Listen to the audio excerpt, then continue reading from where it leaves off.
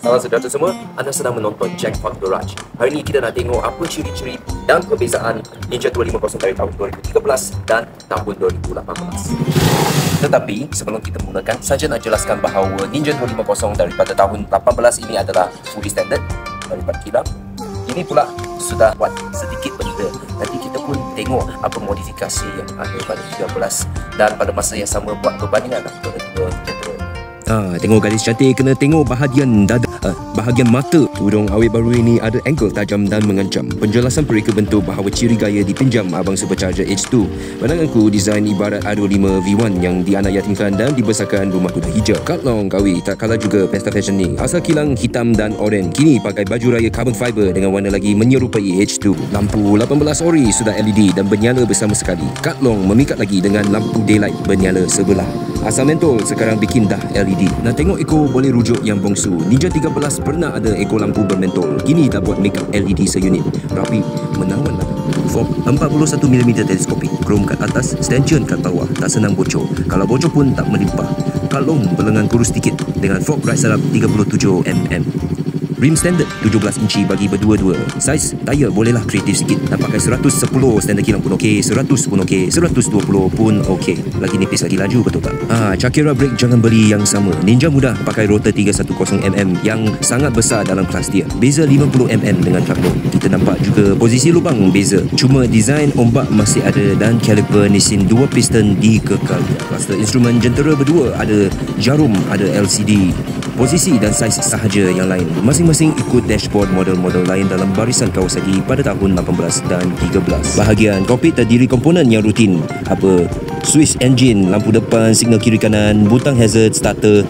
Posisi tekan dan mengendali benda-benda ini tetap sama antara dua model tahun berbeza. Cuma lain sebab aksesori yang ditambah.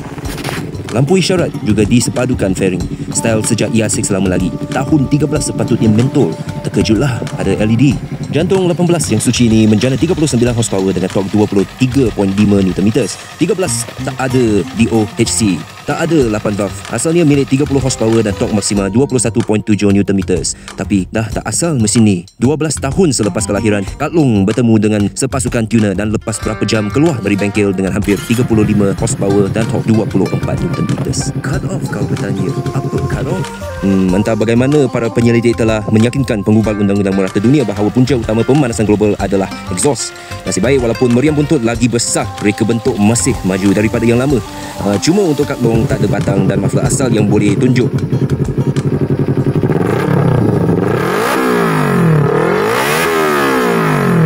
Pindah ke bulan tinggal pun elok juga. Spring belakang ni dipanggil monoshock. Kuda tahun 18 ni ada monoshock yang boleh kau laraskan preload. Kat Long asalnya pakai suspension trademark Unitrack yang ada pada variant Scrambler kawi juga. Walaupun Unitrack dia gelar macam nama university, tapi preload tak boleh ubah. Itu sebab owner lama sudah pasang benda ni supaya boleh adjust lah. Sesuai untuk mereka yang bujang dulu tapi sekarang sudah ada awet naik bersama. Kalau berdua-dua sudah naik lagi berat badan, tak perlulah keraskan suspension lagi. Jackpot Garage ada touring bike suspension KYB untuk anda. Sistem brake belakang untuk dua model ni menampilkan kaliper 2 port. Bike bongsu ni nampaknya macam ada speed sensoring, nampaknya macam ada ABS, tapi itulah racer mana perlukan ABS. Lengan hayun baru kononnya lebih ringan daripada yang lama sebab tak ada silang rangka. Belakang saiz standard 140/70/17. Nak kreatif sikit tak standard pun boleh 13/150. Kalau kecil macam Danny Pedrosa boleh pakai Ninja 250 ke? Macam okey je. Berlanah 78 cm.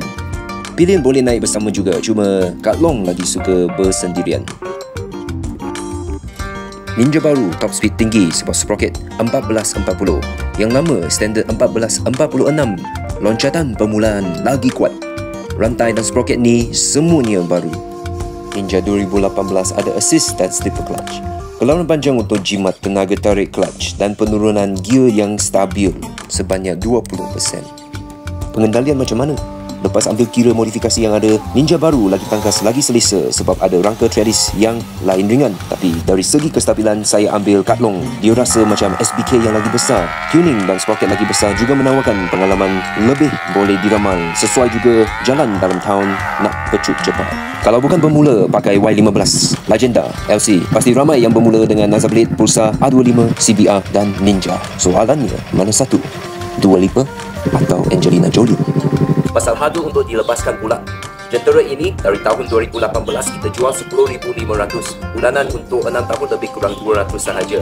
Dan motor ini pula kita mula lelong pada harga RM6,999 sebab jajan dia pun sudah hampir berpuluh-puluh ribu dah yang memakan motor ini. Jadi kita start RM6,999 dan kalau nak buat loan pun boleh. Kita jual kepada bidder yang paling tinggi. Dan untuk harga sekarang RM6,999 bulanan untuk 4 tahun lebih kurang 200 sahaja. Mana satu yang para penonton lagi suka? Boleh komen kat bawah dan jangan lupa like, share dan subscribe.